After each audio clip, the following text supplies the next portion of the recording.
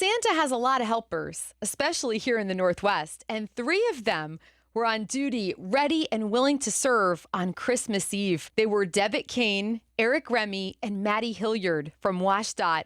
One of them is with us today. Maddie, welcome to Spirit 105.3. I love this Christmas miracle story, and I can't wait for you to share it with us. Yeah, so usually at the beginning of our shifts, we go and we do something called road patrol. Since there isn't an overlap, I think it's like an hour and a half between shift change. We just like to go and check road conditions, see if there's any, garbage, anything we need to pick up.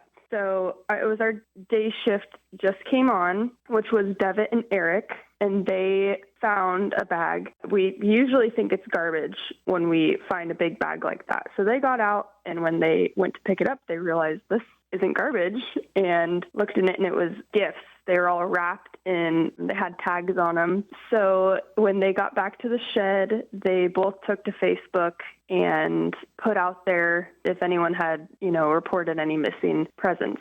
When they didn't really get a response, they went to the Leavenworth Chamber of Commerce to see if anyone had reported anything, and still we had no luck. So when we got onto shift, we got a call from Devitt, and he told us the story, just keep a lookout if anyone calls you. So I think it was about 9 o'clock at night, I get a call from the Wenatchee lead, and he says, hey, my wife was on Facebook and saw this post. It was on a completely different page, but it was her brother looking for the gifts. His wife tagged me in the post. When I looked at it, I messaged, I think it was Mary was her name, and gave her my number to pass along to her brother. So her brother called me about 11 o'clock, and I had him describe the gifts, what was in the bag. Yes. He described everything down to a T. So we decided to meet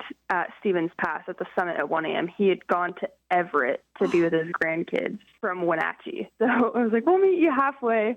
We got up there, and he was super excited about it. He said that they spent the whole day replacing those gifts when they noticed that they were gone, and he was just really excited to have them back. So he went back down the hill about 1:30 and made it home in time to be with his grandkids for Christmas. And, we went back to the shed, but it was like I said, it's like a Hallmark movie. Yes. What did it feel like to be a part of that Hallmark movie moment for you? What was going through your heart?